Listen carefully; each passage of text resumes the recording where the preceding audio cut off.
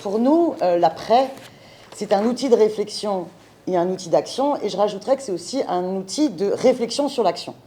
Pour nous, on souhaite absolument que cette nouvelle force soit au service du nouveau Front populaire.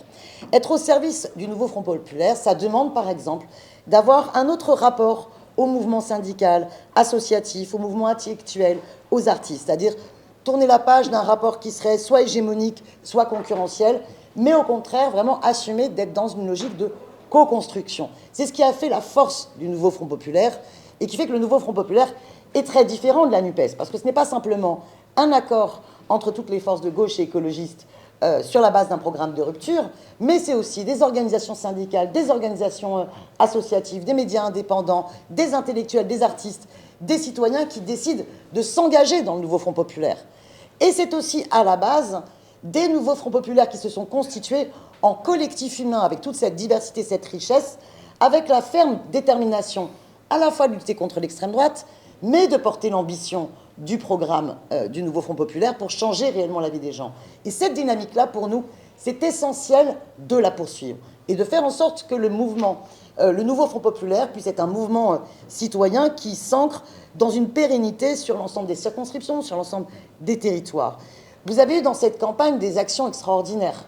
Vous avez, par exemple, eu les convois de la victoire, avec des militants et militantes ou des citoyens qui n'avaient jamais milité, qui ont décidé d'aller aider des circonscriptions pour battre l'extrême droite et faire élire un ou une candidate du nouveau Front populaire, quelle qu'en soit d'ailleurs leur étiquette partidaire. Eh bien, nous estimons que notre nouvelle force doit continuer à se poser les questions des pratiques militantes pour poursuivre ces engagements-là. Lutter contre l'extrême droite et reconquérir dans les bourgs, dans les zones rurales, et pas uniquement dans les métropoles et les quartiers populaires des métropoles, ça nécessite à la fois d'interroger nos pratiques militantes dans le combat contre le racisme et d'engager aussi nos pratiques militantes pour arracher au vote d'extrême droite les consciences pour pouvoir aussi s'appuyer sur d'autres mobilisations. Essayer de soutenir tout ce qui peut contribuer à l'auto-organisation et la socialisation autour de la défense d'une école, de la défense d'un hôpital, de la bataille pour le droit au logement.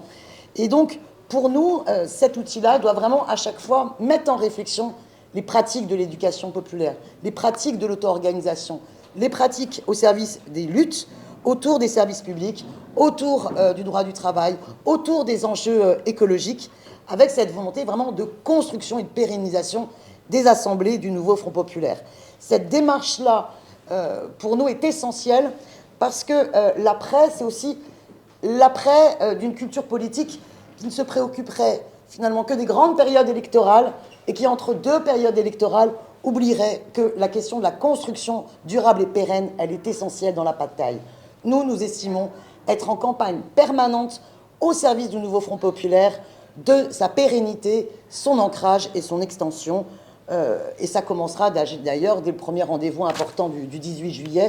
face au déni démocratique de Macron. Là, on voit bien la nécessité d'avoir un nouveau Front populaire qui allie à la fois dynamique politique, dynamique syndicale, associative et citoyenne.